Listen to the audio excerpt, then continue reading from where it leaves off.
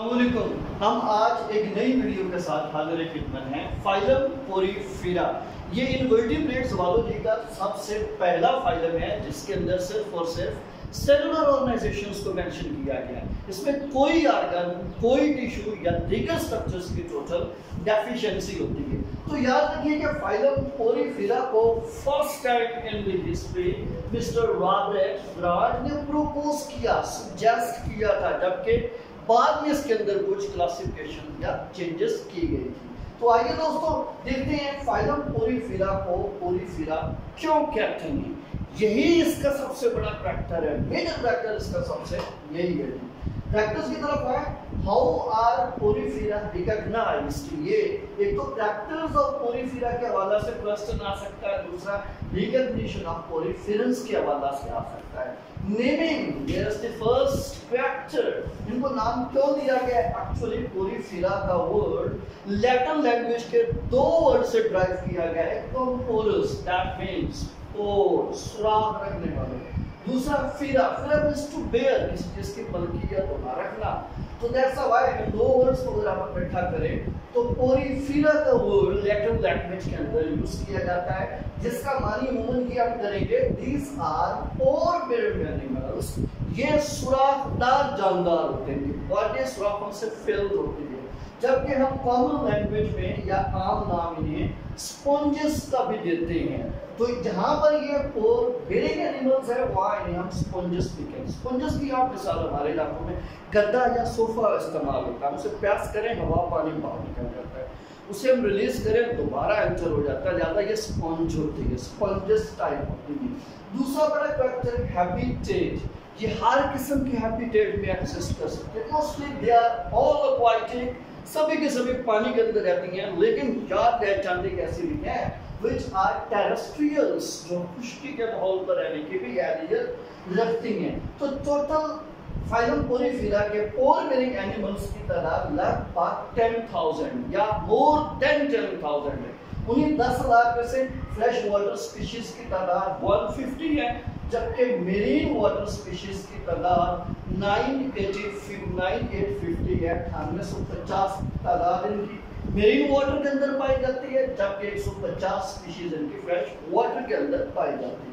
Third one factor इनका size.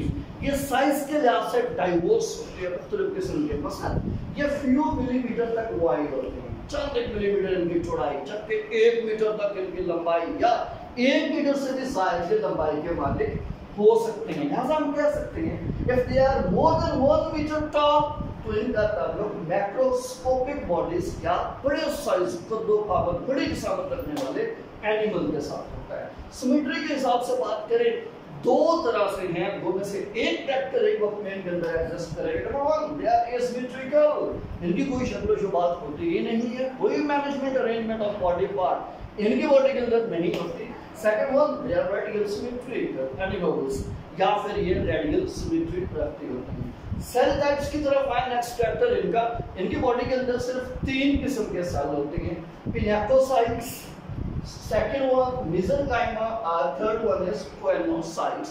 हम इंशाल्लाह अपनी नेक्स्ट वीडियो के अंदर सिर्फ इन्हीं सेल के कैरेक्टर्स टाइप्स पर बहस करेंगे। अभी से तो आप अपना रिमेंबर रखें, ये 3 किस्म के सेल हैं, पिनेकोसाइट्स हैं, मेसेनकाइमा है तो ये, या फिर कोंड्रोसाइट सेल्स इनकी बॉडी के अंदर एग्जिस्ट करते हैं। नेक्स्ट ये ऑर्गेनिजम्स या जानदार सोलिटरी अकेले भी रह सकते हैं और कॉलोनियल या फिर एक दूसरे के साथ मिलकर कॉलोनी ग्रुप की शक्ल में भी रह सकते हैं। नंबर 1 नेक्स्ट फैक्टर इनका बड़ा इंपॉर्टेंट है, दैट इज बॉडी शेप। इनकी शक्ल कैसे, दो तरह से, they are variable in shape. शक्ल इनकी कभी कांस्टेंट नहीं होती, बल्कि ये मुख्तलिफ शक्लों के मालिक हो सकते हैं। दे आर सिलिंड्रिकल शेप्स, या फिर ये ड्रोन की तरह गोल गोल या सिलेंडर की तरह शक्ल रखने वाले होते हैं। Next factor they carry central body cavity. इनकी बॉडी के अंदर एक कैविटी होती है, वो कैविटी अमूमन ब्रांचिंग चैम्बर्स पर मुश्तमिल होती है, शाखदार चैम्बर्स पर मुश्तमिल होती है। तो ऐसी सेंट्रल कैविटी जो छोटे मोटे चैम्बर्स पर मुश्तमिल हो, उस कैविटी को स्पोंजो सील कैविटी कहेंगे। तो याद रखना है पोरिफेरस की सेंट्रल बॉडी कैविटी को हम स्पोंजोसील कैविटी कहते हैं। ये स्पोंजोसील या सेंट्रल बॉडी कैविटी का एक फंक्शन है that water circulates inside it, पानी इसके अंदर सर्कल करता है, गर्दिश करता रहता है। Next, they carry no tissue, no organ because they have loose cellular arrangement। ये मल्टी सेलुलर ऑर्गेनिज्म का एक खासा है कि मल्टी सेलुलरिटी कैसे आगे बढ़ी थी।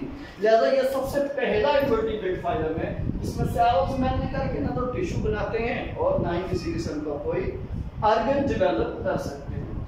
नेक्स्ट, चूंकि हमने कहा कि ये पोरस बॉडी होती है, लिहाजा दो किस्म के पोर इनमें, ओस्शिया पोर्स और दूसरे ऑस्क्यूलम पोर्स होते हैं। मसलन ये सिलिंड्रिकल शेप में दो अगर स्पंजेस दिखलाई गई हैं, इसमें ये भी पोर्स की एक टाइप है और दूसरी ये टाइप है। जो टर्मिनल पोर होती है, किनारे के ऊपर पोर्स पाए जाते हैं, उन्हें हम ऑस्क्यूलम कहते हैं। जो अंदर की तरफ पोर्स होते हैं इन्हें हम अमूमन ओस्शिया पोर्स कहते हैं।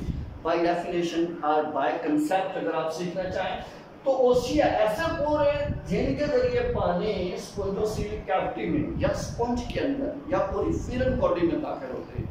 जिन सुराखों के जरिए पानी बाहर से बॉडी के अंदर एंटर होता है उन्हें ओशिया कहते हैं, जबकि वो पोर्स जिनके जरिए पानी स्पोंजोसील कैविटी से आउट ऑफ द बॉडी से एक्सक्लूड करता है, बॉडी से बाहर निकल जाता है, उन्हें हम ऑस्क्यूलम पोर कहते हैं। तो रिमेंबर करें, बात याद रखिएगा, system of channels are pores form a canal system. जब ये पोर्स इधर बने होते हैं, ये होते हैं, तो ये पूरा अंदर एक नदी नहर टाइप सिस्टम बन जाता है जिसके अंदर पानी यूं एंटर होके ऐसे एंटर होके ये सारे का सारा इधर सर्कुलेट करता रहता है, इसलिए कैनाल सिस्टम बन जाता है। नेक्स्ट, इनका स्केलेटन, इनमें अक्सरियत के अंदर एंडोस्केलेटन होता है, लेकिन स्केलेटन फिर तीन तरह से कंपोजिशन के हिसाब से है।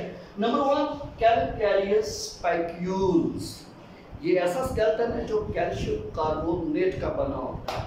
नंबर 2, सिलिशियस स्पाइक्यूल्स, ये सिलिका, रेत, सैंड्स का बना होता है। थर्ड वन इज स्पोंजिन फाइबर, ये खास किस्म की प्रोटीन है और प्रोटीन के बिजनेस से बना होता है। हम अपनी अगली वीडियो के अंदर इसके स्केलेटन को डिटेल से डिस्कस करेंगे। तो नेक्स्ट चैप्टर इसमें रिप्रोडक्शन का है, जबकि इसके जानदार कभी यूनिसेक्सुअल होते हैं, कभी बाइसेक्सुअल भी होते हैं। यूनिसेक्सुअल सिंगल जानदार को कहते हैं जो या तो सिर्फ मेल पार्टनर होगा या सिर्फ फीमेल पार्टनर हो सकता है। सेम बाइसेक्सुअल को हम हर्मेफ्रोडाइट भी कहते हैं। हर्मेफ्रोडाइट ऐसे ऑर्गेनिजम्स होते हैं, जानदार एक होगा, उसमें बोथ सेक्सेस होते हैं, मेल सेक्स भी होगा, फीमेल सेक्स भी होगा। जबकि हम इसमें सेक्सुअल रिप्रोडक्शन के हवाले से बात करना चाहें, they have no gonads for sexual reproduction. Sexual reproduction के लिए किसी किस्म का कोई गुनेड नहीं होता। हाँ, अगर इसके अंदर कोई सेक्सुअल रिप्रोडक्शन के लिए गुनेड नहीं तो होते किस तरह से हैं, एक ही तरीका है, बडिंग या गैम्यूल्स की तरह मदद से होती है। तो गैम्यूल्स भी खास किस्म के बर्ड स्पंजेस की बॉडी के अंदर जमा करते हैं, उन्हें इंटरनल बर्ड से नया इंडिविजुअल डेवलप कर जाता है। तो लिहाजा हम कह सकते हैं कि सेक्सुअल रिप्रोडक्शन बडिंग या गैम्यूल की मदद से होती है। सेक्सुअल रिप्रोडक्शन के लिए दो किस्म के सेल्स पैदा होते हैं, एक ओवम, दूसरा स्पर्म। ये ओवम और स्पर्म विद स्पोंजोसील कैविटी आपस में फ्यूज होते हैं। इंटरनल फर्टिलाइजेशन होती है, इंटरनल फर्टिलाइजेशन के नतीजा के तौर पे नया इंडिविजुअल जन्म लेता है। हाँ, बात याद रखिए, इनके अंदर एसेक्सुअल रिप्रोडक्शन भी तय पाती है। और साथ ही बड़ी इंपॉर्टेंट बात की, इनकी बॉडी के अंदर रीजनरेशन की एबिलिटी भी है। अगर इनकी बॉडी का कोई पार्ट कट जाता है, जाया हो जाता है, तो ये कुछ अर्सा के बाद से दोबारा बना देते हैं, यानी ये सेल्फ रिपेयरिंग मैकेनिज्म की सलाहियत भी रखते हैं। तो next, these are lifeless or plant like organism. Earlier stage के ऊपर डिस्कवरी ऑफ फाइलम पोरिफेरा की गई थी, तो उन्हें कहा गया था इनमें जिंदगी नहीं है, मखदूश है और ये प्लांट लाइक है। लेकिन बाद में एनिमल लाइक नेचर भी इनकी डिस्कवर हुई। जब एनिमल लाइक नेचर डिस्कवर हुई तो क्लासिफिकेशन में इन्हें इनवर्टिब्रेट फाइला ऑफ ज़ूलॉजी के पहले फाइलम के तौर पे जाना जाता है। Next character, they carry no nervous system, इनके अंदर नर्वस सिस्टम नहीं होता। सर्कुलेटरी सिस्टम भी एब्सेंट है, इसी तरह से रेस्पिरेटरी सिस्टम भी एब्सेंट है। रेस्पिरेशन जस्ट इनकी सिर्फ आउटर सरफेस से होती है लेकिन एब्सेंट होता है। न्यूट्रिशन इनके अंदर holozoic form of nutrition.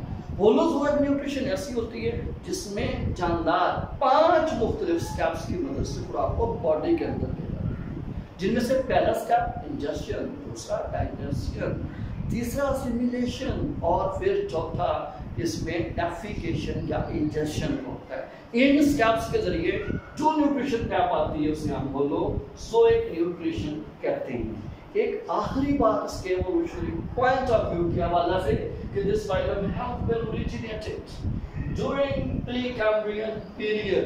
Pre-Cambrian period के दौरान ये लूज सेलुलर ऑर्गेनाइजेशन रखने वाला फाइलम पोरीफेरा डिस्कवर हुआ।